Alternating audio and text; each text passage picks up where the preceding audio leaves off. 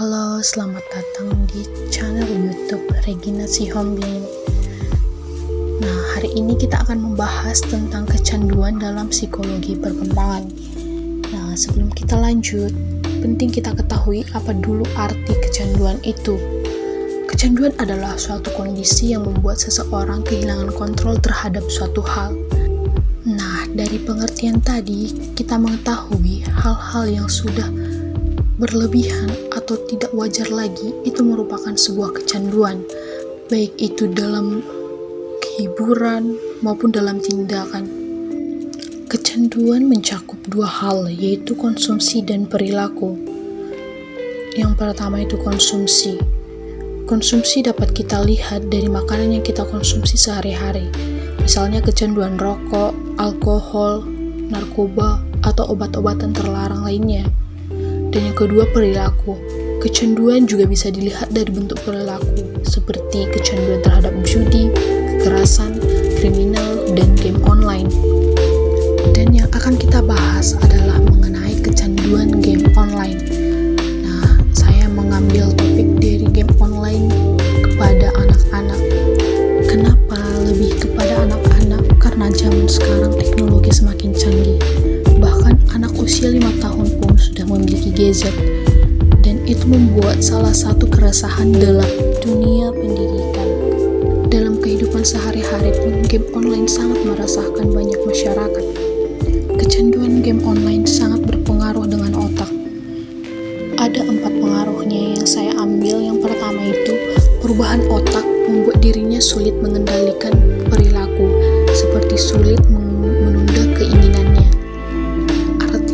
Seorang anak yang sudah kecanduan game online akan terus menginginkan game tersebut, tidak ingin lepas dari game tersebut.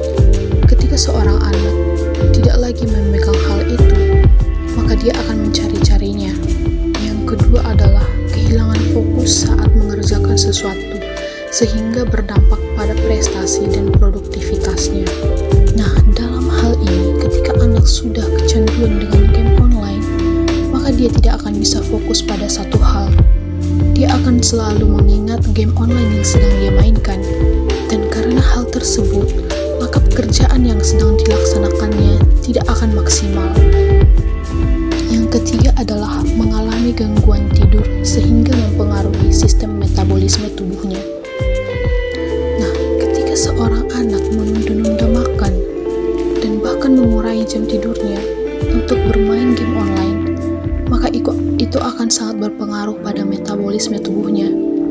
Tubuh tidak akan berjalan dengan baik lagi, karena sudah terganggu dengan hal-hal yang membuatnya lebih fokus kepada game online tersebut.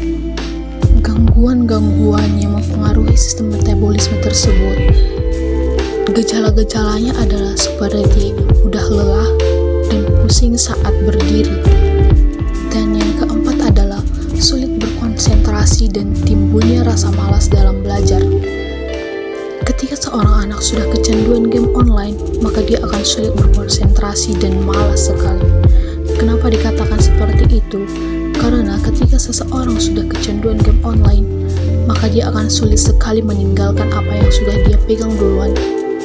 Karena game online ini merupakan hal yang harus dilakukan terus-menerus, hingga yang memainkannya pun tidak akan merasa puas sebelum menang.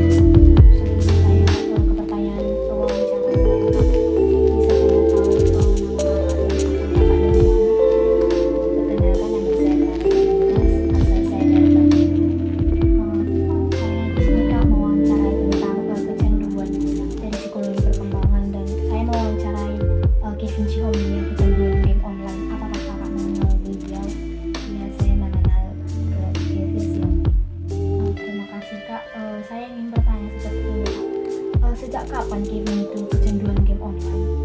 Kevin sering kecanduan game online ketika orang tuanya memberi HP kepadanya. Di sini dia menggunakan HP sebagai penghibur, bukan digunakan sebagai belajar. Mulai dari sinilah dia mulai kecanduan game. Dan ada juga pengaruh dari lingkungan, yaitu pengaruh dari teman sebayanya yang membuat dia menjadi kecanduan game. Akibat dari game tersebut, dia malas belajar, bangun terlambat, disuruh orang tua malas, ketika dia dinasihati oleh orang tuanya, dia selalu marah dan membentak orang tuanya. Jadi game online itu sangat berpengaruh buruk samanya gitu kan? Sangat berpengaruh buruk kepadanya. Itulah pengaruhnya, dia menjadi malas dan tidak mau mendengarkan nasihat orang tuanya. Apakah game online ini menjadi kebutuhan utamanya Kak seperti itu, atau dia tetap sering belajar atau tetap membantu orang tua semenjak ada game online ini, atau malah berkurang? Saya lihat menjadi berkurang karena dia menjadikan game online itu sebagai kebutuhannya, dan dia tidak mau lagi membantu orang tuanya, melainkan dia lebih mementingkan dirinya sendiri untuk bermain. Seperti itu. Terima kasih Kak atas wawancaranya. Selamat malam. Jadi, selama anak-anak atau siswa-siswa yang masih SD memegang gadget, mari kita sebagai orang tua atau orang yang sudah dewasa membimbing mereka supaya tidak terlalu kecanduan dengan game online. Karena ketika seseorang atau seorang anak sudah kecanduan game online sejak dini, maka akan sulit disembuhkan pada saat dewasa. Nah, sekian dulu video kita hari ini. Jangan lupa like, comment, and subscribe ya guys. Terima kasih.